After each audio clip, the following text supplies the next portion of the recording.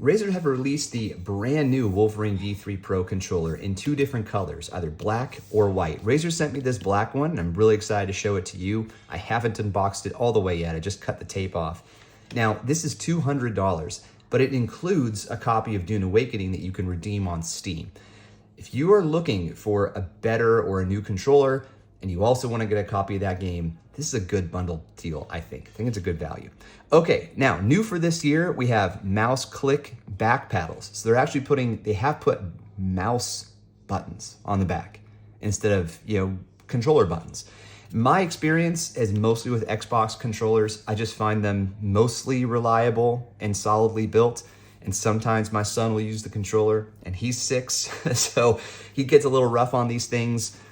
They're easy to replace, but I was thinking about getting myself a new controller because I've just become so reliant on them. I don't use mouse and keyboard anymore for any of my games. Now, we also have Hall Effect thumbsticks. You still get your hyperspeed wireless. This one includes a carrying case and a 10-foot cable, and Razer's Mecha Tactile action buttons. The Mecha Tactile we've seen on some keyboards lately too. Okay, let's get in there. So $200, like I mentioned, and it includes a copy of Dune Awakening. We will be testing this with Dune Awakening today too. All right, the moment of truth. This is exciting. Oh, just right here. Oh, that's awesome. Good presentation from Razer. This is gonna be that 10-foot cable. Just put that aside for now. Okay. Nice carrying case. This is soft. I mean, it's a hard shell, but the outside is a soft material. Holy grail, here we go. Okay. These might be good to keep with me. I don't know, I'll think about that. Okay, a little storage over there. And this is it. Is this God tier? That's the question. Razer Wolverine, we have our adaptive triggers. Yeah, that's awesome.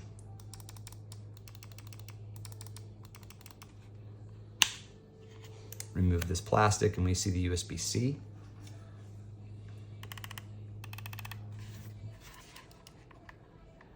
Okay, these feel good. Look at how they snap back. This is an 8-way directional D-pad. So if you're into those fighting games, there you go. We have our options button, window button, Xbox icon, which is also a button. Yeah, you can press it. That must be how we turn it on. Okay, great. Now, if you wanted to, you can make some changes. If you don't want this concave design, you can go with a convex design. And we go with a longer one too, if you want some more space. And that's it there. This is our hyperspeed transmitter right here. Very nice. The whole package is really good. Okay, so the next step is we get it connected to a PC and we see how it runs. Let's dive in.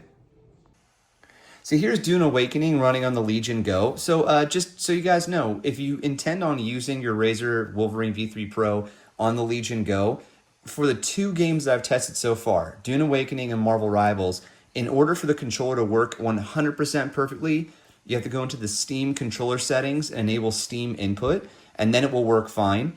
Now, it doesn't take too long to do that. It's not that big of a deal, but it is an extra step you'll have to take. And I think it's more of a Legion problem because as you'll see in a moment, when I connect the controller to my ROG Ally, I had no problem whatsoever. And, in fact, it was great. It was super smooth. So as far as controls go, this game doesn't run super well here, but hopefully you can tell that response times are not the fault of the controller. The controller feels really good here, and you can do all your harvesting and hydration and all that just fine. Good, I feel hydrated.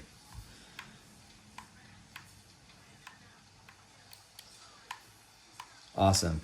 So let's take a look at a game that requires a little bit more input, quick reactions and stuff like that, and that'll be Prince of Persia. This is Prince of Persia running on the ROG Ally X. To get the controller connected, all I did is plug in the dongle. I didn't have to go into Synapse or anything. I didn't have the Steam issues that I had with the Legion Go. It's just working perfectly as you would expect. And now I feel like I'm really getting a flavor for how good this controller is. This game is not as twitchy as something like an esports title, but it's definitely a game that requires precision and timing, as you can see. So I'm happy to report that I think this controller is meeting my needs and certainly meeting my expectations. When you're spending $200 on a controller, you want something that feels good, has good reaction time, and it's just not going to hold you back. If anything, it's enabling you to be successful in your game. So we should spend a little more time on just the overall quality of the controller as well. So let's do that now.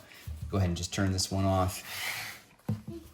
So what I've been finding in these few minutes I've been using the controller is that this grip here, while it may not look like much on the front, on the back, it's way more detailed. You can see this weave, listen to this. Hopefully you can hear that. It has like a almost rubbery texture to it and a nice grip. So I think when your hands get sweaty, mine aren't right now, it'll still be grippy. I do find my fingers still touching these while I'm holding the controller. But I haven't been pressing it, so you probably didn't even hear them while I was playing because I never got accidentally pressed. Even though they're kind of a shallow, low travel button, they do have that nice mouse click that Razer had mentioned in their marketing materials. I haven't tested this out in-game yet, but I think these triggers have been around long enough that these should be fine. On the bottom side, we do have a headphone jack, so pass-through audio.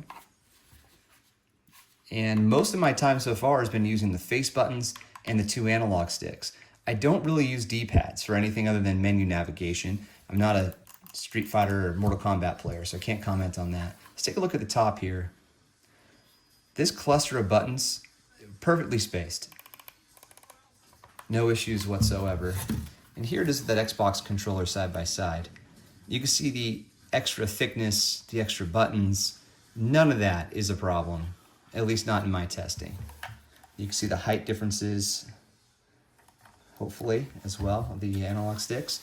And like I mentioned and showed you earlier, you can replace the sticks with a longer one if you wanted to. Razer included those. Okay, so initial impressions, definitely strong. I appreciate that getting it connected was actually very easy. I think maybe there's got to be something going on with Legion because of the detachable controllers. Granted, the Ally has a controller built in as well, but they don't detach, and so maybe that's part of it's just an Xbox controller as far as Steam is concerned. I'm not quite sure, but getting this to work was a breeze, and I'm really happy about that. Good controller so far. Appreciate your time, and we'll catch you on the next one. Cheers.